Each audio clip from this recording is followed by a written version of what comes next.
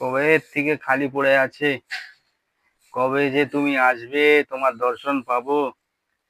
আসো ভাই, দের না হো যায় কहीं, দের না হো যায়। চলে আসো ভাই, রাস্তাও ফাঁকা, কেউ নেই। দাদা, একটা গ্যাস দিয়ে যাবেন?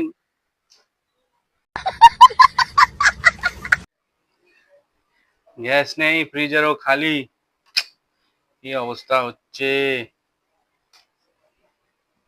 কবে আসবে? অল্প অল্প করে রান্না করা হয়েছে। এই যে আজকের হচ্ছে আলু করলা সেদ্ধ, এটা আছে রাইস, ডিম সেদ্ধ। ডিম সেদ্ধ কিন্তু কেটেলে করা হচ্ছে আমার মনে হয়। এটা আলু পটলের তরকারি, এই যে মাছের মাথা দিয়ে। আর এখানে আছে